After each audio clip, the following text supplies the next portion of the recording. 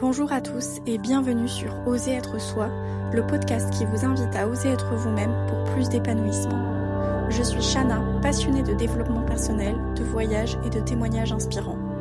Mon but ici est d'aborder des sujets variés tels que la confiance en soi, la santé mentale, le bien-être, le voyage, l'alignement de vie et bien plus encore.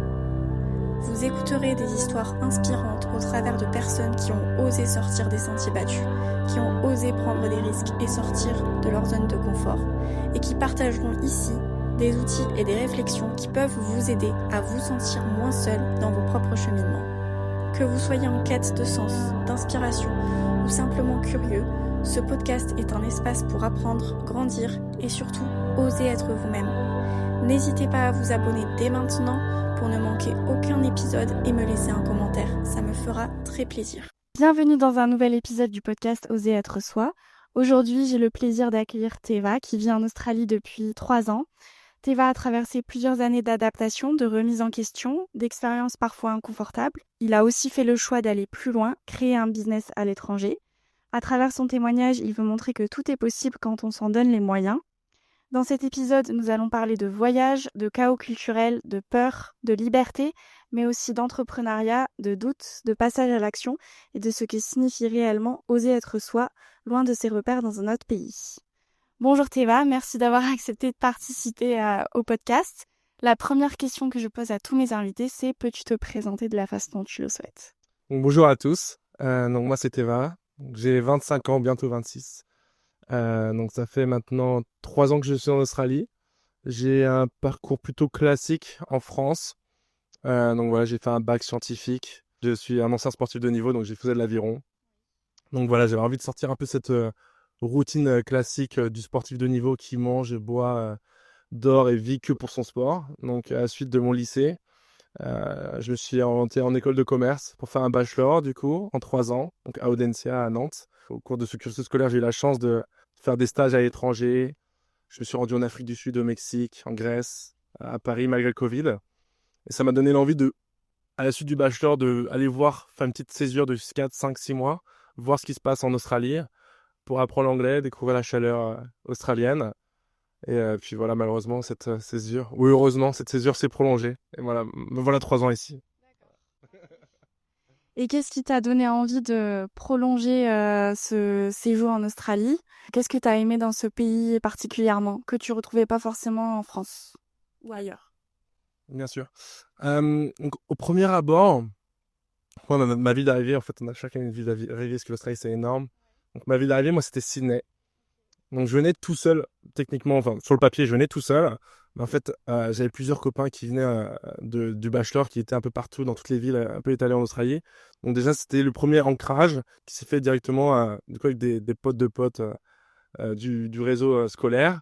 Et première chose qui m'a marqué ici en Australie, c'était l'open mind des Australiens, la gentillesse des Australiens et, euh, et surtout la sécurité. Parce que moi, pour moi, du coup, à Nantes, c'était quelque chose qui devenait malheureusement, du coup, il y a 3 ans, c'était un peu compliqué sur la sécurité. On avait pas mal de problèmes en soirée parce que je suis quelqu'un qui aime bien sortir de temps en temps. Le fait de ne pas se sortir safe, c'était quelque chose qui devenait vraiment hyper important pour moi. Donc voilà, c'était vraiment le premier abord, première chose que je recherchais et dont je suis tombé amoureux. Et est-ce que tu parlais, quand t'es parti, tu parlais déjà bien anglais? Parce que des fois, ça peut être un frein pour les personnes qui partent. Est-ce que t'étais habitué à partir seul comme ça aussi loin, aussi longtemps? Alors, pour l'anglais, du coup, vu que j'ai fait, au cours de mon bachelor, j'ai fait quelques expériences à l'international, mon premier stage était chaotique en Afrique du Sud. Donc, je suis revenu avec un niveau vraiment moyen. J'avais pas un bon anglais. J'avais pas un bon anglais. Je pense que j'étais comme tous les Français, moyens, malgré l'école de commerce, etc. À l'époque, c'était pas déjà ChatGPT, mais c'était Google Translate où on était déjà à pleine balle. Donc non, j'avais un anglais classique. Vraiment, je sortais pas du lot là-dessus. Donc là, pour le coup, c'était la première fois vraiment que je partais aussi loin. Surtout qu'au début, j'étais parti sur une période de 6 mois. Donc c'était vraiment la première fois sur cette expérience-là, tout seul à l'étranger, à l'autre bout du monde, parce qu'on peut pas faire... Difficilement, on peut le faire plus loin. Je crois qu'il y a que la Nouvelle-Zélande. Ouais. Donc voilà. Est-ce que tu as réussi à rencontrer des gens, à t'intégrer un peu? Et qu'est-ce qui t'a donné envie de vraiment prolonger, encore une fois cette expérience de pas rentrer en France? Alors, ça s'est fait en plusieurs temps. Je pense que la première chose qui s'est passée, au bout de même pas une semaine, j'ai eu un déclic en fait. Dès que je suis arrivé à Sydney, je me suis dit en fait, parce que du coup, mon plan initial, c'était d'aller en Australie 6 mois, faire une césure, rentrer en France, faire mon master, donc je devais passer des concours, etc. Et au bout d'une semaine, même pas, une fois arrivé ici en Australie, du coup, je suis à Sydney, j'étais en mode, pourquoi est-ce que je vais pas regarder pour faire mon master ici? Euh, Plutôt que de rentrer faire en France et faire le même master que tout le monde fait, au final, personne ne se démarque vraiment là-dedans. Désolé pour ceux qui ont fait un programme grande école en école de commerce, mais voilà, personne ne se démarque réellement. J'étais, bah, pourquoi pas regarder l'opportunité de faire son master en Australie. Donc, du coup, ça c'était le premier enclenchement. Donc, j'ai commencé à faire les démarches, contacter les écoles, voilà, trouver des organismes d'accompagnement, etc. Et puis, du coup, en parallèle de ça, moi, du coup, j'ai dirigé aussi ma césure que je faisais. Donc, je voulais vivre le maximum de l'Australie. Du coup, apprendre mon anglais, apprendre plus mon anglais, développer mon anglais. Et à ce moment-là, j'avais encore comme objectif de faire mes 88 jours de ferme. Donc, je me suis retrouvé dans une ferme à faire du picking de poires. J'ai fait de la housekeeping. J'ai fait, enfin, bon, voilà, tous les boulots que j'aurais jamais imaginé faire quand j'étais en France en faisant mes études. Je les ai faits. Et donc, voilà. Donc, c'est fait en plusieurs étapes. Et pour rappeler, juste pour les gens qui savent pas, les 88 jours, c'est pour renouveler une deuxième année en Australie, puisque en tant que Français, on peut faire 3 années. Pour la deuxième année, c'est 88 jours, et la troisième année, c'est 6 mois de ferme. Moi-même, je me pose des questions. Est-ce que je veux faire des études en Australie? C'est un choix qui est quand même important, quand même. Et ça t'a pas fait peur de te dire, je vais passer plusieurs années loin de ma famille? Enfin, en plus, c'est des études qui coûtent cher quand même. T'as pas eu de frein par rapport à ces décisions? Moi, du coup, je viens de France, de Nantes. Oui. Ok. Déjà, même à Nantes, du coup, ma maman, moi, elle vivait à La Baule. Donc, même en étant en France, La Baule, c'est à 1 heure de route, mais donc c'est à côté. Mais c'est pas pour autant que je rentrais toutes les semaines, tous les week-ends ou tous les mois. On se voyait peut-être une fois ou une fois tous les 2 mois. Donc, au niveau de la distance, on avait déjà une famille un petit peu plus éparpillée. Ma grande sœur, elle vit à Rennes. Donc, déjà, pour les regroupements familiaux, c'était déjà un peu plus compliqué. Donc, là-dessus, ça n'a pas été mon frein, du coup, le regroupement familial, de se voir physiquement pour ce choix-là. Après, moi, ce qui a vraiment penché la balance, du coup, de pourquoi venir ici, c'est surtout, moi, je voulais me démarquer. Après, je suis un petit peu carriériste, je pense. Je voulais vraiment me démarquer et faire quelque chose de différent. Donc après, voilà, j'avais une image en tête de faire l'université en Australie. Voilà, j'avais vraiment le système anglo-saxon en tête. Euh, donc un peu les gros campus à l'américaine. Donc après, je visais vraiment les meilleures universités australiennes. Bien sûr, il y a le frein financier. Voilà, malheureusement, c'est pas donné à tout le monde de pouvoir payer ses frais de scolarité, mais il y a des choses qui sont possibles. Moi, j'ai eu la chance du coup de pouvoir faire un emprunt en France. Donc voilà, il y a une banque française qui m'a suivi pour faire mes études. Donc, elle était là, all-in, on bête sur toi. Mais autrement, à part ça, du coup, voilà. Donc là, en fait, tout s'est mis en place. Et je savais aussi qu'on pouvait en faire ses études ici. Donc le visa étudiant te permet de pouvoir travailler jusqu'à 24 heures par semaine. C'est 48 heures fortnightly. Mais voilà, tu peux bosser 24 heures par semaine en parallèle de tes cours. Donc ça peut te permettre de payer tes charges, t'assumer financièrement. Donc au final, tu mets tout ça sur ton petit tableau de budget Excel. En bas, au final, tu arrives sur quelque chose de zéro où tu as juste tes frais de scolaire à payer, quoi, à sortir. On va peut-être pas en parler trop longtemps, mais au niveau des démarches, euh, rapidement, comment est-ce qu'il y avait un niveau d'anglais requis? Quelle a été ta première action pour trouver une école, etc.? Comment tout ça s'est passé? Ouais. Alors, donc, j'ai commencé à faire des recherches de mon côté, un peu en tout seul. Internet, tac, tac, quelles sont les meilleures universités, etc. Et puis j'ai trouvé un organisme qui s'appelle Studies Up. Je vais leur faire leur pub. Anne-Sophie, si jamais tu regardes ça. Donc Studies Up, en fait, c'est un organisme, en fait, eux qui m'ont accompagné de A à Z, donc ils coûtent zéro. En fait, eux, ils sont rémunérés directement avec l'université partenaire. Enfin, ils sont vraiment, comment dire, ils sont pas vraiment intéressés sur où est-ce que tu vas aller. Eux, c'est vraiment de te trouver vraiment le meilleur université pour toi dans ton parcours. Donc vraiment, les premières questions, c'était qu'est-ce que tu veux faire? Si tu sais pas ce que tu veux faire, bah, trouve ce que tu veux faire, après reviens nous voir. Nous, on va t'aider après. Donc moi, c'était vraiment donc, mes premiers choix. Moi, je veux les meilleures universités. Donc je veux faire un programme en finance, business, nanana. Donc voilà, après l'université ici, c'est pas comme en France où tu fais un master marketing, tu vas faire que du marketing. Ici, tu fais un master général, donc tu fais un master of business par exemple, et tu fais un pick and choose de matière. Donc moi, en faisant un master of business, tu peux faire du marketing, tu peux faire du droit, tu peux faire de l'économie, tu peux faire tu peux étudier la poterie si tu veux. Enfin voilà, c'est hallucinant. Vraiment, c'est hyper large. vraiment au système anglo-saxon. Et toi, dans quel domaine tu t'es spécialisé? Et aussi, est-ce que du coup, à la fin, tu es vraiment spécialisé si tu peux choisir plein de matières différentes? Puis j'ai aussi skip ta question sur est-ce que c'est dur d'y rentrer avec le niveau d'anglais? Au niveau d'anglais, du coup, pour revenir dessus, donc c'est un test d'anglais qui est demandé. Donc c'était un IELTS. Voilà, un IELTS, mais tu peux passer aussi avec un TOEFL. Euh, donc vraiment, moi j'avais un niveau médiocre, moins. Donc et c'était compliqué pour moi de passer le niveau d'anglais. Je l'ai passé peut-être 3 fois ou 4 fois le niveau d'anglais. Euh, C'était dur. C'était dur. Mais par contre, évidemment, à partir du moment où, voilà, si t'es motivé et que tu le veux vraiment, tu vas le passer, il n'y a pas de souci. Et puis si t'es en immersion totale, donc voilà, t'auras pas de souci là-dessus. Et puis au niveau de l'admission, après, du coup, on regarde ton dossier scolaire, tes notes du bachelor. Du coup, moi, j'ai dû faire traduire mon diplôme, mais du coup, l'organisme Sudisop qui m'a aidé, ils m'ont fait toutes les traductions, ils ont envoyé le dossier et j'ai dû faire une lettre de motivation avec un CV. Donc la lettre de motivation, voilà, j'ai montré tout ce que j'ai fait. J'ai beaucoup fait de choses à côté des cours. Voilà, donc tout ça, ça a joué et donc j'ai été admis dans toutes les universités auxquelles j'ai postulé, donc j'étais vraiment heureux. Euh, et puis pour revenir du coup sur ce qu'on disait, donc ouais, du coup moi j'ai fait un Master of Business. Enfin, je suis toujours en cours, je suis en train de faire mon dernier semestre. Master of Business avec double spécialisation. Du coup, un Information Systems, donc c'est tout ce qui est Data Analytics et Entrepreneurship Innovations.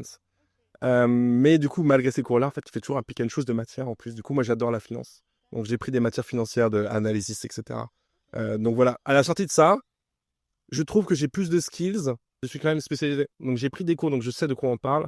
Mais dans tous les cas, en France, c'est la même chose, je trouve. De mon parallèle, du coup, après avoir fait un bachelor, moi, j'ai en bachelor, j'avais fait un bachelor en management avec une spécialisation en finance. J'avais fait au final, en termes de contenu et de compétences et de choses, en termes de knowledge, ce que j'avais à la sortie des écoles, c'était pas des skills, c'était vraiment du knowledge. Ici, c'est la même chose. Les skills, après, tu les fais sur le terrain. Voilà. Ok. Est-ce que la réalité correspond à ce que tu imaginais? Ou il y a des choses différentes? Euh, oui. Donc là, je vais être franc. Ouais, je m'imaginais en fait quelque chose de totalement différent, dans le sens où c'était surtout aussi le public ici en Australie. Donc moi, je m'attendais à faire un master avec que des Australiens. Euh, donc voilà, qu'il y avait plein d'Australiens. Bon, forcément des étrangers comme moi. Euh, mais je pensais qu'il allait y avoir une majorité d'Australiens. Il faut savoir qu'ici, il y a peut-être 10-15% des Australiens qui font un master. Et encore, c'est comme le PhD chez nous. C'est comme le doctorat. Ici, pour faire un master, c'est haut de panier, quoi. Du coup, tout le monde s'arrête. Tout le monde fait bachelor. Bachelor, déjà, c'est suffisant pour trouver un super boulot. Mais ici, les gens font pas de master, les Australiens. En France, je crois que tu as le choix de faire un master 1 ou master 2. Ici, c'est à partir de 1 an et demi, tu as ton master, ou 2 ans, tu as 1 an et demi ou 2 ans.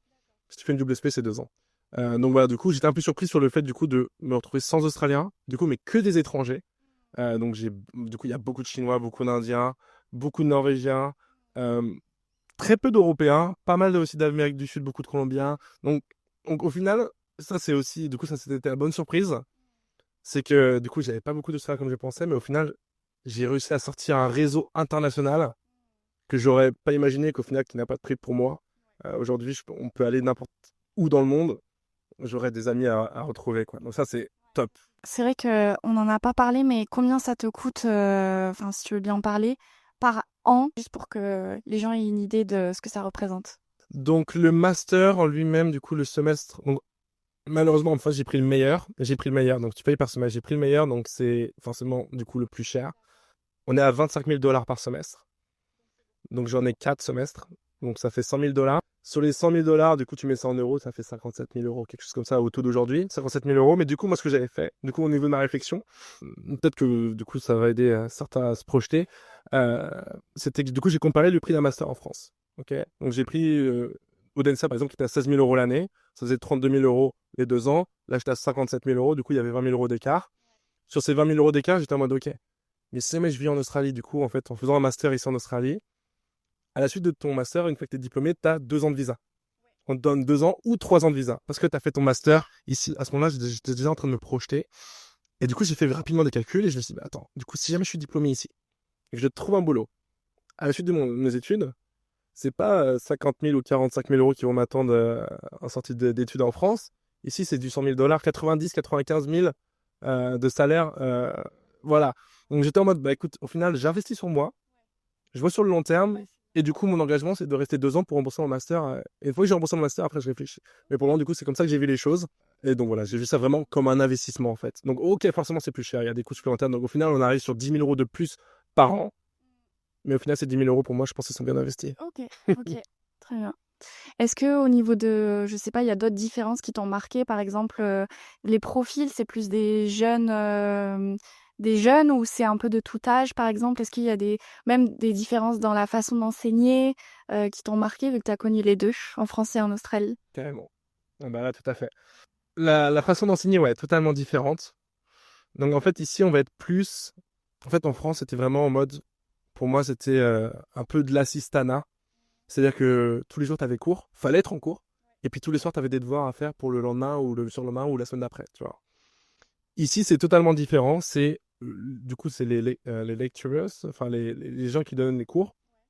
Ils partent du principe que tu as déjà appris le cours avant de venir en classe. Donc, ils drop sur notre drive le cours que tu es censé lire avant d'arriver en cours. Si tu viens en cours et que tu n'as pas lu ton cours, ça sert à rien, tu viens en cours, tu vas perdre ton temps. Et en fait, tu es responsable d'avoir des travaux à faire, donc de groupe. Du coup, on te donne sur le semestre, tu as 2 ou 3 travaux de groupe à faire ou travaux tout court à faire tout seul. Tu vas vraiment faire de la pratique en fait. Alors en France, moi je trouve que c'était vraiment plus de la théorie sur ce. Exactement.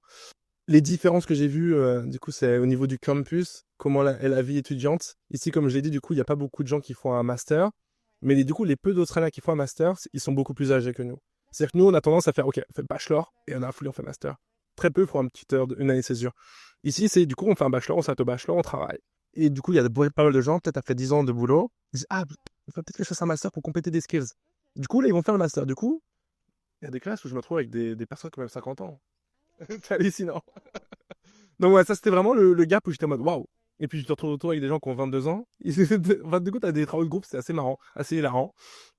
Et puis bon, voilà, après les campus, là, le campus que je suis, du coup, je suis à University of Queensland. Donc c'est un super campus, super grand. On est 50 000 étudiants sur le campus. C'est plus grand que le centre-ville de Brisbane. C'est immense. Genre, on a 16 terrains de tennis, 3 terrains de basket. Enfin, c'est hallucinant. 6 ou 7 terrains de foot. Donc voilà, là, tu peux rejoindre pas mal d'associations et tu as des associations vraiment dans tout. C'est hallucinant. Donc là, c'est une banque. Enfin, c'est une banque. Tu as une possibilité de tout faire et de monter ce que tu veux en plus. Donc c'est trop génial. Il y a une association française d'ailleurs. Et aussi, ce que je retiens, c'est que ça, c'est peut-être un truc très différent avec la France, c'est que du coup, il y a des gens plus âgés qui osent se relancer dans les études et qui se disent, qui s'interdisent pas de le faire. Et on dirait qu'il y a un peu plus un mindset de c'est possible, contrairement à la France où forcément, c'est beaucoup plus étiqué. Ouais. Ouais, carrément. Je sais pas ce que t'en penses, Ça, mais ok. je suis tout à fait d'accord avec toi. Ensuite, est-ce que tu as eu des phases de doute Enfin, ça fait combien de temps que tu as repris tes études ici? Mais Ça ça fait... fait 2 ans. Ça fait tout juste 2 ans. D'accord, ok. Tout juste 2 ans, ouais. Ok. Ouais. Et est-ce que tu as eu des phases de doute, de découragement ou comment tu as surmonté ces étapes qui font forcément partie de l'expérience? Les phases de doute, j'en ai tous les jours, clairement. Les phases de down, heureusement, je les ai pas tous les jours. Forcément, il y a la remise en question tous les jours. Tu te dis, est-ce que j'ai fait le bon choix? Est-ce que j'aurais pas fait mieux de faire ça, de faire ça, de faire ça? Mais au final, je pense que j'aurais eu de regrets que si je l'avais pas fait. Et puis en termes de remise en question, forcément, oui, tous les jours, bah, c'est pas facile. T'es tout seul. Enfin, au final, dans mon projet, je suis tout seul à l'autre bout du monde. Ma famille n'est pas là. Mais c'est une responsabilité, il faut assumer en fait, du coup, ces choix. Mais au jour d'aujourd'hui, j'ai pas de regrets. À aucun moment, j'ai des regrets.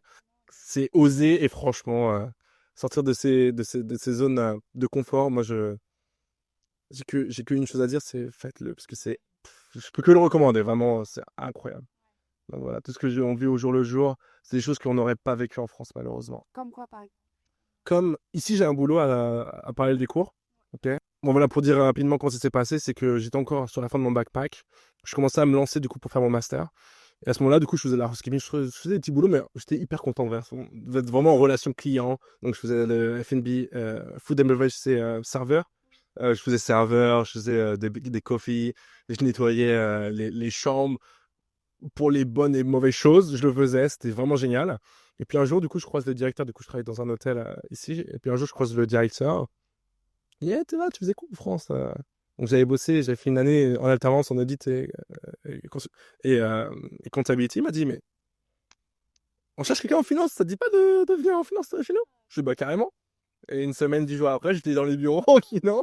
Et c'est pour montrer à quel point ça va vite ici. Et ce genre d'opportunité, je ne pense pas qu'en France, dans un hôtel, tu croises, enfin, tu es directeur de l'hôtel, tu croises un housekeeper, quelqu'un qui nettoie les toilettes ou qui nettoie les lits, qui nettoie les chambres, qui refait. Tu vas lui donner un poste de finance 2 jours après. Non.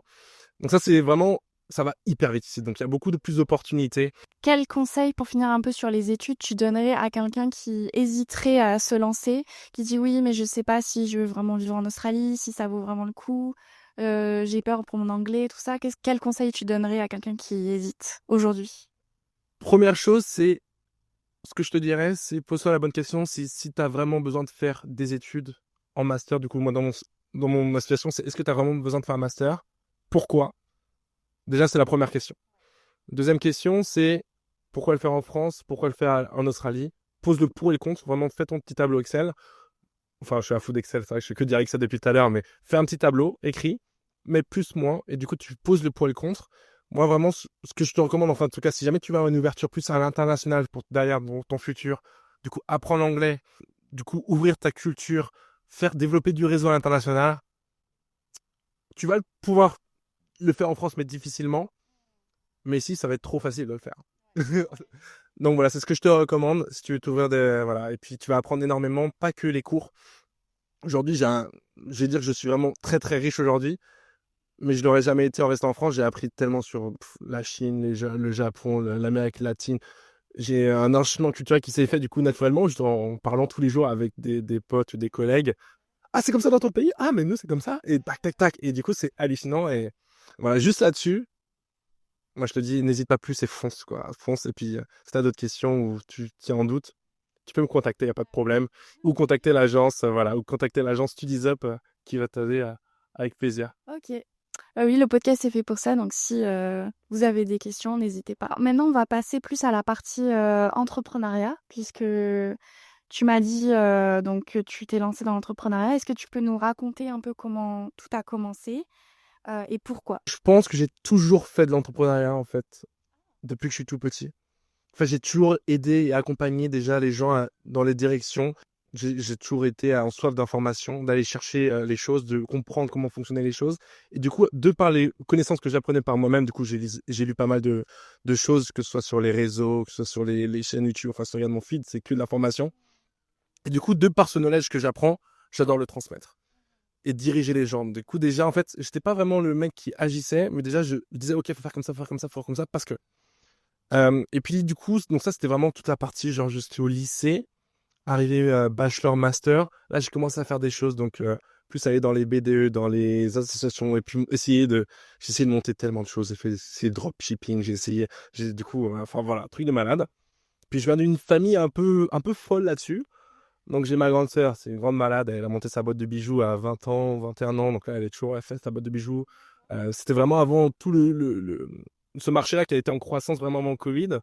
Donc c'était un peu mon exemple sur ce domaine-là, du coup de commencer à faire des choses. Et puis du coup ma maman, elle qui est un exemple à 10 000%, elle est vraiment dans ce domaine-là. Elle est entrepreneuse maintenant, mais je pense qu'elle a toujours été au fond d'elle. Donc voilà, donc au final, quelle est la chose là que je fais au jour le jour? C'est que du coup, on est parti en voyage, du coup, avec ma sœur et ma mère, enfin mes sœurs et ma mère, en Indonésie, à Bali. Et on est tombé amoureux de ce pays. Et puis, en fait, du coup, ce qui a un peu poussé, une fois là-bas, j'ai commencé à faire des recherches sur l'investissement en Indonésie, comment ça marche, quelles sont les lois, quels sont les rendements, voilà. Je regarde vraiment tout. Vu que j'adore tout ce qui est investissement, placement, asset management, c'est ma passion. Là, j'étais en mode, ah ouais. Et puis un jour, du coup, je vais voir ma maman et je dis, tu penses pas qu'on pourrait faire quelque chose ici? Ça peut être pas mal et tout. On pourrait regarder quand même, ça peut être sympa. Et puis elle était vraiment en recherche de se reposer, trouver quelque chose pour se ressourcer. Voilà, un petit endroit sympa pour la retraite, quoi. Et du coup, de fil en aiguille, du coup, ça a été opportunité sur opportunité. On a trouvé ça à trouver un terrain. Le plan initial était de faire juste une petite villa. Au final, on a dit, ah ouais. Au final, j'ai fini l'analyse de marché rapide et j'ai fait, mais ouais, non, aujourd'hui, il y a trop de villas à Bali. Et c'est toutes les mêmes villas. Donc, c'est les mêmes villas, piscine, tac, les mêmes services, etc. Du coup, là, on était en mode, bah, ok, comment on peut faire les choses différemment? Ok, bon, on va faire 2 villas. Non, 2 villas, ça passe pas au niveau de la construction, architecture, etc. Au final, on est parti sur 4 petites villas. Le plan principal, c'est de faire quelque chose d'écologique. Donc, on a un puits, pas de plastique, etc. Enfin, on évite au maximum. On est en Indonésie, donc c'est compliqué d'avoid totalement le plastique. Et donc, voilà, du coup, au final, de fil en aiguille, on a fait quelque chose sans vraiment savoir ce qu'on faisait. Et au final, on a réussi. Du coup, là, aujourd'hui, on a créé un petit resort. Si on avait su la charge de travail et ce qu'on était en train de faire au moment où on le faisait, j'en parlais encore il y a 2-3 jours, on l'aurait jamais fait. Parce que là, d'un point de vue extérieur, je me dis, mais comment tu te dis, je vais me lancer là-dedans alors que ça veut dire que tu as construit de A à Z, c'est ça? Alors, du coup, c'est pas moi tout seul. Oui, oui. C'est du coup avec ma maman. Mais oui, en fait, c'est-à-dire qu'on a trouvé un terrain nu. Donc, au plein centre, du coup, on est à Ubud. Donc, plein centre de Ubud, on a trouvé un terrain nu. Donc, l'emplacement nickel, incroyable. On a réussi à trouver une petite cascade. Enfin, on a eu de la chance, vraiment. Parce que là, c'était vraiment de réseau, enfin, un copain d'un copain, quoi, qui a réussi à trouver le terrain, etc. Puis après, on a fait, bah ouais, on a commencé à faire, bon, ouais, il faut trouver des archis. On va essayer de trouver des archis. Après, on a essayé de trouver les plans. Donc, ouais, en fait, on a tout fait nous-mêmes. Enfin, je dis on, là c'était plus du coup le côté de ma maman, elle qui est très forte dans ce domaine-là. Et moi j'étais vraiment sur la partie stratégique. Qu'est-ce qu'on va faire derrière? Pourquoi on va faire ça? Comment on va faire ça? La partie financière, comment est-ce qu'on va réussir à générer de l'argent? Comment est-ce qu'on va réussir à tirer? Comment on va faire la différence? Et puis moi c'est vraiment quelque chose de... Pour moi c'est vraiment le point noir, c'est vraiment le chose qu'il faut faire, c'est se différencier. C'est le seul moyen qui va faire, surtout sur un marché qui est en plein effort. Aujourd'hui si tu vas à Bali, tu vois, les villas, c'est pas ce qui manque quoi. Oui, c'est sûr, c'est vrai. Bah, justement, si c'est pas ce qui manque, pourquoi vous avez eu cette idée et qu'est-ce que vous avez fait qui a fait que vous vous êtes démarqué plus particulièrement? L'objectif, c'est donc de louer ces logements, c'est ça? Exactement. Du coup, en parallèle du coup, de ce projet-là, moi j'étais ici, je faisais mon master. Enfin, j'avais commencé mon master parce que exactement la construction, enfin, c'était vraiment avant même que je quitte la France en fait, qu'on a commencé à trouver le terrain et avoir l'idée de partir sur Bali, etc. Donc le jour, en fait, petite anecdote, c'est le jour où je suis parti pour aller en Australie, du coup mon premier jour. J'ai pris quasiment le même avion que ma maman, du coup c'est quasiment le même jour à 1 heure d'écart peut-être. Elle partait pour Bali. Elle revenait à Bali en fait. Et moi j'allais aller en Australie. Et du coup en parallèle, du coup elle s'est implantée à Bali et moi je me suis implanté ici tout seul. Et de fil en aiguille, du coup, moi, du coup, j'ai fini par découvrir l'hospitality. C'était un domaine que je connaissais pas du tout. Donc, voilà, j'ai fait serveur, etc. Nanana. Puis aujourd'hui, je travaille dans un hôtel.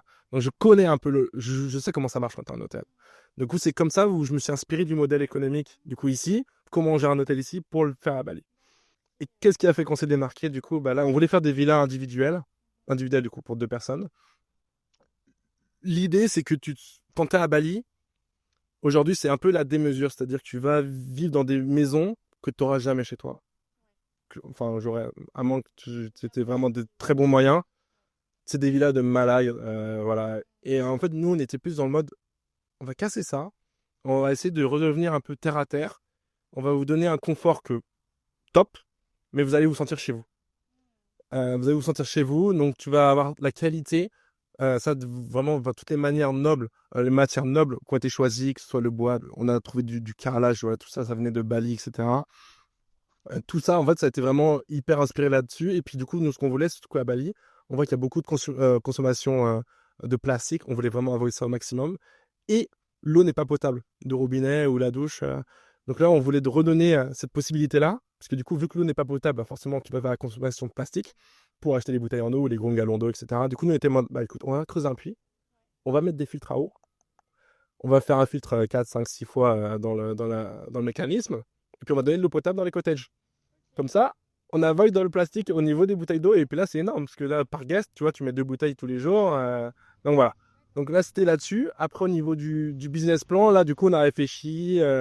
Donc là, c'est pareil, on est parti sur quelque chose. Au final, on est tombé sur un organisme de resort. C'est-à-dire qu'on a une réception 24/24, 7/7. Donc tous les jours de l'année. Et du coup, on a 4 cottages. Donc du coup, là, tu as un roulement qui se fait avec la housekeeping, etc. Mais au niveau de l'organisation, ça c'est pareil, on n'a pas mesuré en fait à quel point il fallait. Du coup, il faut gérer des employés maintenant. La main-d'œuvre, c'est ça. Le jardinage, parce qu'on a un grand jardin, la piscine.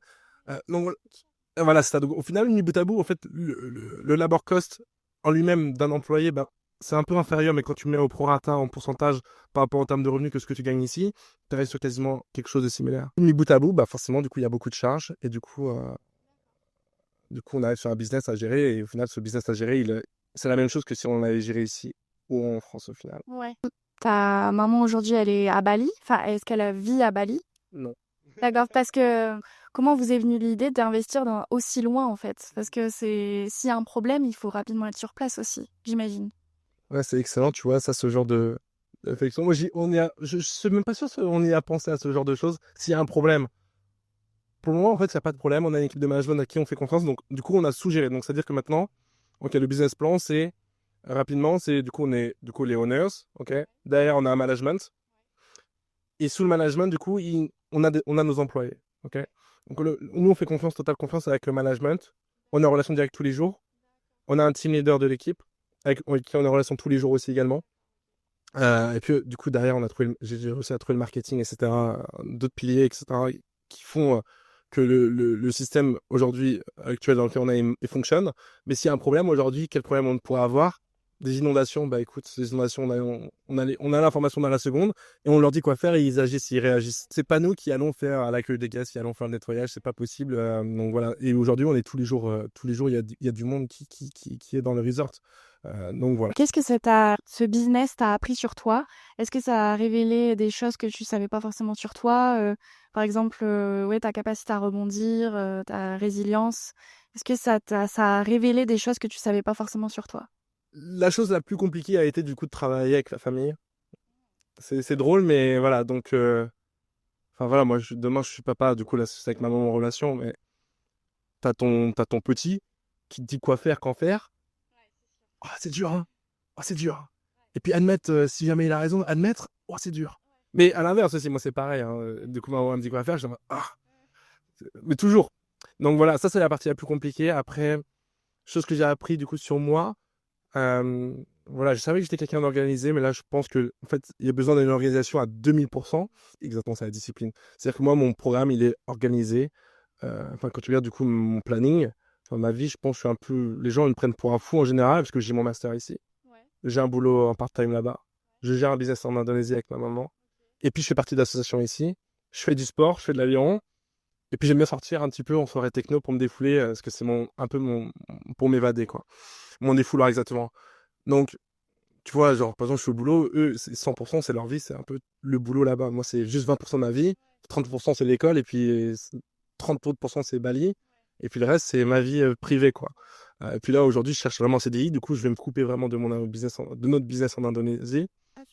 Moi, je vais arrêter, c'est-à-dire qu'aujourd'hui, c'est vraiment l'objectif, c'est de sortir. Donc là, je suis prévu 6 mois pour sortir au maximum. Donc après, forcément, il y aura toujours des petits trucs à gérer, management. Mais aujourd'hui, c'est vraiment en mode, là, je suis vraiment là, day to day. Genre, vraiment, là, je suis en mode opérationnel. Ok, là, il y a un gars qui vient, tac, ok, faut que tu fasses ça. Là, faut que tu lui proposes un late checkout, du coup, quelque chose pour gagner un peu plus de revenus. Une option supplémentaire. Enfin, voilà, je suis vraiment dans le truc, au jour le jour, ok, faut faire ça. Là où je dis, c'est vraiment sortir sur les 6 prochains mois, que l'équipe de management soit vraiment autonome pour que je sois vraiment libre à 100% pour mon CDI qui va arriver. Parce que j'ai obligé de trouver un sponsorship ici, du coup, dans mon domaine d'études dédié exactement. Donc, voilà ce dont j'ai appris, c'est vraiment surtout l'organisation et puis optimiser son temps, tout le temps. Il n'y a pas de minutes gâchées. J'aime bien, parfois, du coup, comme là, on est en train de faire, juste parler, influencer ou donner l'envie. J'adore ces moments-là, mais d'une manière générale, c'est vraiment assez cadré, quoi, rythmé, ouais. Donc finalement, pour avoir ton rythme de vie, il faut être un peu hyperactif, non? Le rythme de vie, moi, là, actuellement, oui, il faut être 100% hyperactif, mais le rythme d'être en master et avec le job étudiant en parallèle, je pense que tout le monde peut le faire. J'ai d'autres amis qui sont pas comme moi et qui le font sans souci, vraiment. Ça passe là, tranquillement, genre, parce que du coup, les cours en Australie, c'est pas le même système scolaire qu'en France. C'est qu'ici, on est sur un rythme. Moi, je fais un double master. On est sur un rythme de 10-15 heures de cours par semaine, ce qui est 2 fois moins minimum de ce qu'on a en France. Et puis en parallèle, du coup, tu as pas mal de TD à faire à rendre. Mais ces TD-là, en fait, si tu es organisé, moi, je fais tout à l'avance. Genre, vraiment, je rends mes travaux un mois à l'avance. Je pense que je suis le seul fou qui fait ça dans ma classe. Ouais, les autres, c'est tous vraiment dans la minute, de l'heure à laquelle il faut rendre. Mais en fait, c'est de l'organisation. Et puis même mes potes, du coup, qui sont pas hyper actifs et qui ont un job à côté, ils s'en sortent très bien à sortir du lot et faire ce genre de situation, quoi. Aussi, il y a une question qui me vient, c'est que du coup, tu continues de faire du sport dans c'est quoi l'aviron? Mm. C'est quoi déjà? Donc Et l'aviron, c'est... Ouais. Donc l'aviron, du coup, c'est des sports, du coup, qui peut être individuel ou collectif. Donc tu es sur l'eau. C'est un peu comme...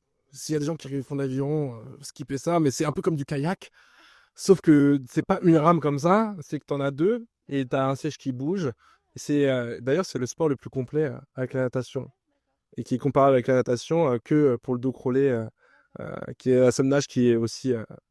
qui muscle autant de muscles sur le corps. Enfin, ça va vraiment de l'orteil Vraiment, ça va vraiment de l'orteil jusqu'au cou, quoi. Ouais. Et puis le cerveau, forcément. On réfléchit. Du coup, j'imagine que tu étais à un niveau où tu faisais des compétitions. Est-ce que ça t'a plu et pourquoi t'as arrêté? Ouais, évidemment. Oui, ça m'a plu. Pour moi, le sport de haut niveau, même le sport en général, c'est une école de vie. Donc voilà, t'apprends la rigueur, t'apprends le respect. Puis juste, c'est sain en fait. C'est quelque chose de sain. Enfin, d'une manière générale, le sport, bon, il y a certains, on va faire voilà, quelques aléas, mais d'une manière générale, bah, c'est sain. Euh, Pourquoi est-ce que j'ai arrêté? Donc, ce que je disais tout à l'heure, c'est que vraiment, j'étais dans une routine. Du coup, en fait, moi, j'ai commencé l'aviron à haut niveau. J'étais peut-être en troisième. Et puis, je suis allé directement dans un lycée de sportif de niveau. Donc, je me suis retrouvé dans les classes où on était 8 pour le lycée. Ça, c'était vraiment énorme. Enfin, j'ai fait mon bac S dans la classe de 8. Mais en fait, vu que j'étais tout le temps en stage en équipe de France, je partais une fois un mois. Nanana, j'allais faire les championnats d'Europe, j'allais faire un championnat du monde. Donc, du coup, de ce fait, je faisais vraiment. Je vivais mon sport, je dormais mon sport, je mangeais mon sport. Tout était mon sport, j'avais rien d'autre. Ou ma famille. Et du coup, à la fin de. Une fois que j'ai eu mon bac, je me dis en fait, j'ai pas envie de ça toute ma vie, quoi. J'adore le sport, j'adore l'aviron, vraiment, c'est ma famille, etc. Mais j'ai envie de quelque chose d'autre de plus, juste d'ouvrir les yeux sur le vrai monde. C'est vraiment comme ça que je voyais les choses. Et puis aujourd'hui, du coup, l'aviron, c'est pas un sport qui va te rémunérer financièrement assez pour pouvoir vivre correctement toute ta vie. Tu as juste des petits sponsors, des aides, en tout cas, jusqu'à que je parte de France, c'était comme ça.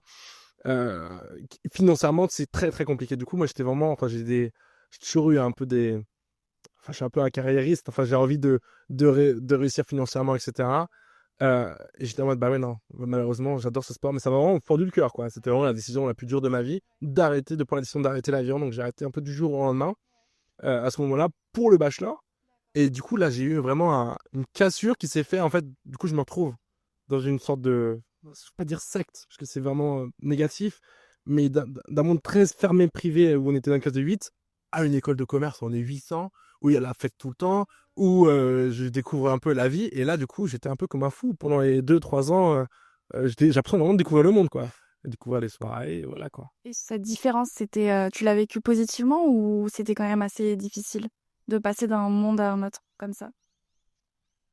Ça a été très difficile. Euh, de prendre la décision. À partir du moment où j'ai pris la décision, j'ai eu un poids qui s'est allégé et je me suis senti en fait libre. C'était une sorte de liberté que j'avais pas ressenti avant. Et du coup, par contre, donc je faisais de l'aviron avec des amis, etc. Du coup, enfin vraiment, c'était voilà, comme je disais, c'était la famille. Ça me fera toujours quelque chose. Du coup, tous les ans, je regarde les championnats du monde ou les Jeux Olympiques. Et quand je vois mes potes du coup qui sont là-bas, je suis en mode ah ouais, si j'avais continué, j'aurais peut-être été là, quoi. Bah, du coup, oui, je connais tout. Vu que c'est une petite communauté, un peu, du coup, le sport de haut niveau, surtout en aviron, vu que c'est comme tu connais pas, personne ne le connaît vraiment. Là, j'étais vraiment en mode. Bah, du coup, je vois un pote, du coup, Théo, je vois Théo, je fais.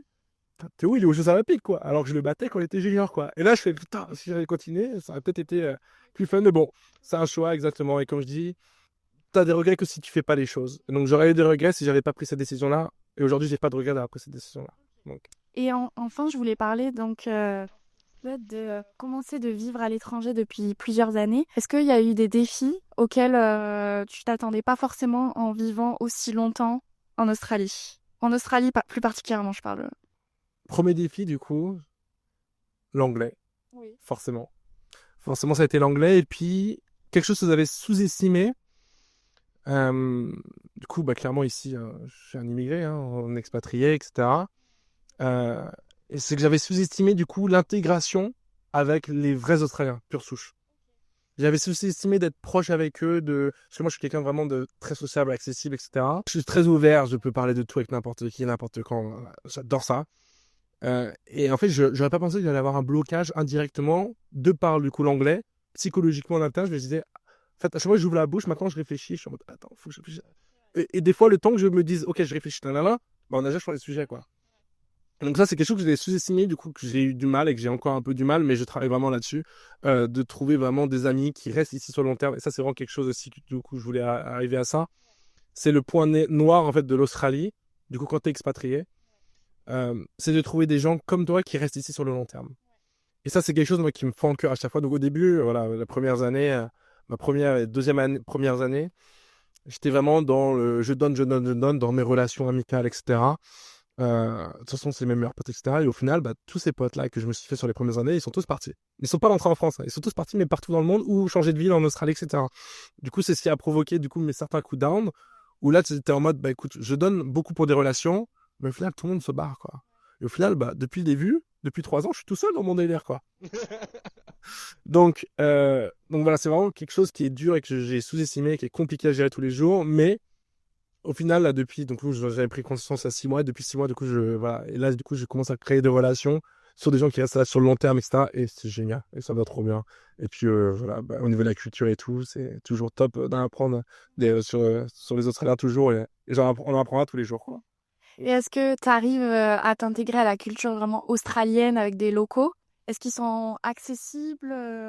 Comment ça se passe? Bah, d'une manière générale, en fait, justement, c'est avec ça où je faisais un petit parallèle. En fait, à chaque fois, du coup, j'aime bien comparer un peu avec la France. C'est du coup, toi, tu te mets du coup à la place, du coup, tu te mets en France, tu regardes du coup un Français qui voit un immigré qui parle pas très bien français. Ouais. Bah, au final, c'est nous, quand on est arrivé, ici avec les Australiens, c'est la même chose. Est-ce que toi, du coup, en tant que Français, tu vas aller vers l'immigré, essayer de comprendre sa vie, de vouloir t'intéresser à lui, ou vouloir sortir avec lui, ou être pote avec lui? Pas forcément. Et bah, tu vois, ici, c'est la même chose. C'est exactement la même chose à 200%. Donc c'est vraiment le truc. Après, d'une manière générale, je trouve que les Australiens sont très sociables, très open mind. Et tu vas parler avec eux, ils vont te répondre, il n'y a pas de problème, et ils vont rigoler avec toi, et, voilà. Et puis ils vont te conseiller, ou il y a quelque chose que tu fais mal, on va te le dire, tu vois. Quand je suis arrivé en Australie, j'étais un ancien fumeur. Donc j'avais fumé une fois sur la plage, je ne savais pas que c'était interdit. J'avais une cigarette, hop, tac, tac, tac, on vient me toquer. Hey, t'as pas le droit de fumer ici? Mais chill, tu vois, on va pas venir t'embêter, etc. Donc il y a du respect, c'est quand même très jovial, très respectueux, ouais, c'est ce que je viens de dire. Mais voilà, ici c'est plus friendly, quoi. Et c'est plus dans la compassion. Donc voilà, c'est vraiment ce que je peux dire vraiment de bien sur l'Australie. Ok. Est-ce que ouais, tu trouves que tu as évolué positivement, que l'Australie t'a apporté des choses que peut-être la France ne t'aurait pas apporté? Donc ouais, à 10 000, en fait, en France, j'étais vraiment centré sur moi et mon entourage, genre sans vraiment me préoccuper de ce qui pouvait se passer. Enfin, quand je dis moi et mon entourage, même les Français, j'étais vraiment focus sur la France, qu'est-ce qui se passe en France. Et dès que j'entendais quelque chose du coup sur l'étranger, Ouais. j'étais en mode mais en fait j'allais rester vraiment sur ce qu'on me dit. Ça ne me concerne pas et ça me regarde pas. Et de toute façon, bah écoute, on m'a dit ça. De toute façon, s'ils disent ça, c'est que c'est vrai, quoi. Basta, quoi. J'avais pas poussé plus la chose. Et en fait, l'Australie, moi, ça m'a donné du coup cette ouverture d'esprit à me remettre en question tout ce qu'on m'a dit et d'aller chercher la vraie information. Du coup, aujourd'hui, j'ai la chance d'avoir des potes un peu partout dans le monde. Du coup, c'est trop marrant. Là, l'autre jour, il y avait une sorte de gros typhon. C'était où? C'était au Vietnam. Bah là, c'est pareil. Du coup, j'ai envoyé ça à un pote. Je fais, hey, ça va, ta famille et tout ça. Il fait tout. Il me dit, ah, mais ouais, tranquille. Je sais pas ce qu'ils disent aux informations, mais c'est n'importe quoi. Enfin, voilà. Enfin, voilà. Et des trucs comme ça, même en Chine, tu vois. Genre, à chaque fois, je vois des trucs sur la Chine. Dès que je vois des trucs, du coup, j'ai des super potes chinois. Je leur envoie le truc, ils rigolent, ils font, mais qu'est-ce qu'on vous raconte comme merde en France? Qu'est-ce qu'on peut vous raconter? Jamais de la vie, il y a des trucs comme ça. Donc voilà, c'est vraiment la chose c'est remettre les choses en perspective à chaque fois. Développer ton esprit critique. Et puis, du coup, vraiment, la chose que m'a apporté l'Australie, c'est l'enrichissement culturel. Donc, ça revient un peu sur la même chose. Et puis, du coup, se démener, aller chercher, c'est vraiment oser, en fait. Oser faire les choses. Et puis, au pire du pire, qu'est-ce que tu perds? Ton temps, de l'argent parfois, ton énergie, mais en fait tu gagnes dans tous les cas. En fait, quand tu perds, tu gagnes. Ouais. Je sais que c'est un truc qui touche beaucoup d'expatriés.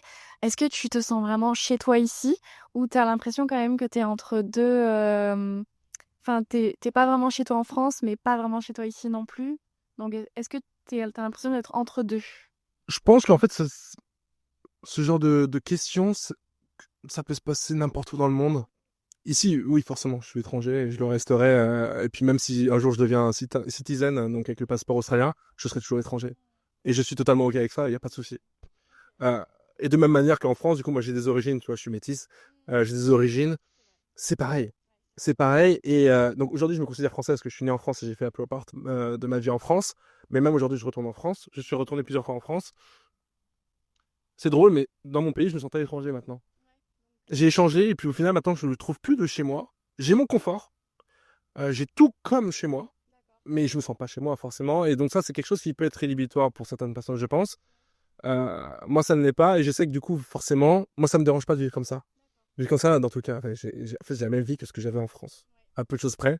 À peu de choses près, du coup, tout ce qu'on a pu parler en amont. À peu de choses près, j'ai mon appartement, j'ai mon loyer, j'ai mon job, j'ai mes études, j'ai mes potes, j'ai ma routine. Voilà. Et ça, j'aurais eu en France aussi pareil. Donc après, le sentiment de se sentir chez soi, oui, j'aimerais bien voter. Mais à part ça, non, écoute, c'est. Ouais, bon, on verra si j'ai le partnership et le citizenship. Enfin, partnership, c'est si jamais je trouve quelqu'un. Ouais. C'est C'est plutôt un sponsorship. Mais... ok. Ok. Trop bien. Bah, je vais te poser les dernières questions du podcast. Première question assez vaste. Quelles sont les plus grandes leçons que tu as apprises ces dernières années? On va dire, allez, 3 grandes leçons que tu aimerais partager aux gens qui nous écoutent. Rester humble, l'humilité. Donc en Australie, en fait, du coup, c'est un peu ce que j'ai retrouvé. Parce que j'ai trouvé le premier abord, du coup, quand j'ai commencé à faire mes travaux de ferme, où je faisais du picking de poires. Je faisais remplir des poubelles, enfin des grosses bines, où j'étais payé voilà, juste au rendement à la bine. Oh la vache, le management, comment j'étais traité, mais comme si j'étais la personne la pire sur Terre, quoi. Et bah après ça, demain je serai manager, ou même aujourd'hui, du coup, j'ai une équipe, etc. Je sais comment je ne veux pas être traité. Donc ça, rester à ta place, quoi. Et tu vas pas rabaisser les gens tout le temps. Non, t'as pas besoin. Juste apprendre et du coup être plus patient. Donc si j'étais resté en France, du coup, de mon parcours en France, du coup, sortie d'études de bachelor et tout, nanana, je pense pas que mon chemin m'aurait amené à faire de la housekeeping ou des choses comme ça après un bachelor. Du coup, d'avoir découvert ce monde-là, du coup, je pense qu'honnêtement, même si j'ai fait un bachelor en management, j'ai plus appris un mois en ferme que dans mes 3 mois, que dans mes 3 années de bachelor en management. Désolé, hein, l'école d'Ensas, si jamais une alternative. Mais ouais, il faut faire du terrain, quoi. Oser. Oser, franchement. Pour moi, du coup, et ça, c'est une discussion qui reviendrait sans arrêt, enfin, un souvenir qui va revenir sans arrêt, c'est j'ai eu un copain, mon meilleur pote, toujours aujourd'hui, Louis. J'ai eu une discussion quand je lui disais, bah écoute, tu vas partir en Australie. Il me dit, mec, comment tu veux pour partir en Australie? T'es fou! J'ai trop à perdre, moi, pour partir en Australie. Et moi, j'étais, mec, j'ai 22 ans, j'ai quoi à perdre? Ouais. Fallait juste oser, en fait. Et puis au final, aujourd'hui, je suis le mec le plus heureux du monde. Je suis hyper épanoui dans ma vie ici. Et je pense pas que je l'aurais été à ce point-là en France, malheureusement. Bon, on ne sait pas, hein. Peut-être que je l'aurais été, mais en tout cas, aujourd'hui, d'une différente manière. Donc, oser vraiment, ne pas se mettre de barrières, viser les ciels. Il n'y a pas de rêve inatteignable. Euh, donc, voilà, faut se donner les moyens, quoi. Et je suis désolé, j'ai pas de troisième. Bah, t'as très bien. Si j'obtiens ce point-là. Ensuite, pour toi, quelle est la définition de la réussite? Pour moi, réussir sa vie, c'est être riche. Et être riche comment? Riche culturellement. Et puis, du coup, il y a quelque chose aussi, moi, qui m'anime, c'est aider les gens, accompagner les gens à réussir, à atteindre leurs objectifs, leurs rêves, sur tous les points. Et ça, c'est vraiment quelque chose qui m'anime. Et du coup, je pense que moi, j'aurais réussi ma vie Ouais, être utile. le jour où j'aurais fini Du coup, je suis sur un projet, du coup, de ma boîte de consulting, en accompagnement, du coup, d'entrepreneurs. Moi, j'ai déjà monté mon site web, j'écris des blogs, etc. J'ai mon truc Insta, etc. Là, c'est pareil, du coup, je fais de l'accompagnement de croissance, de développement d'entrepreneurs pour arriver à atteindre leurs objectifs. Et du coup, je pense que j'aurais réussi ma vie quand j'aurais accompagné beaucoup de monde à atteindre leurs rêves. Aujourd'hui, j'en ai que 2, mais voilà. Peut-être que tu seras la prochaine, là. Pourquoi pas? Pourquoi pas? Aujourd'hui, est-ce que tu te sens vraiment aligné avec qui tu es? Et sur une échelle de 1 à 10, à combien tu estimes ton bonheur? Du coup, je pense que tu commences à paper la chose, c'est que je prends pas le temps de me poser et de m'arrêter. Du coup, c'est une question que je me suis jamais posée. Mais en tout cas, ouais, c'est le moment. Au niveau des valeurs que j'ai eues, du coup, de par mon éducation, etc., je suis aligné totalement à 100%. Donc, je pense que je suis aligné avec moi-même. Parce que dans tous les cas, dans tout ce que je fais, dans toutes les décisions que je prends, à aucun moment je me dis, ah ouais, non, je fais ça, c'est pas bien. Non. Chaque fois, ça a du sens. Là-dessus, non, c'est top. Après, sur une échelle de 1 à 10, mon bonheur, aujourd'hui, vu que j'ai beaucoup d'ambition, je prends pas le temps d'apprécier ce que j'ai déjà. Donc, tu vois, je me dis pas, ah, je suis en Australie, hein. Non. Étape Australie, étape master, étape diplôme, il y a toujours quelque chose après. Donc là, si je me pose et que vraiment, je fais une analyse complète, ouais, je donnerai un bon petit 8, un bon petit 8-9. parce que j'arrive pas à atteindre les 10 parce que je suis pas intégré à 100% en Australie. Ensuite, si tu devais donner 3 ressources, que ce soit un film, une série, un documentaire, ce que tu veux, qui t'a particulièrement inspiré ces derniers temps, ces dernières années, qu'est-ce que tu conseillerais aux personnes qui nous écoutent? Comme je disais tout à l'heure, c'est je regarde beaucoup de choses comme ça, inspirants d'entrepreneurs qui ont réussi ou pas, euh, comment arriver à développer quelque chose, etc. Donc là-dessus, moi, j'ai vraiment quelque chose que je vais recommander à 10 000%, que je t'avais recommandé. C'est un podcast qui s'appelle Génération Do It Yourself avec Mathieu Stéphanie. Pouah, c'est une dinguerie. C'est une dinguerie. Euh, c'est une source de, de richesse, de connaissances. Parce que du coup, il fait intervenir du coup des entrepreneurs qui ont réussi. Enfin, il y a le patron d'Accor qui vient, un patron d'Orange, que des mecs qui ont super bien réussi. Ils expliquent bien que voilà, faut pas avoir peur de l'échec, etc. Donc là-dessus, à 10 000. Et du coup, cette même personne, du coup, Mathieu Stéphanie, a monté d'autres podcasts. Et du coup, la martingale, du coup, qui décline, du coup, sur la partie finance. Donc là, voilà, c'est sur YouTube, contenu sur YouTube, Spotify.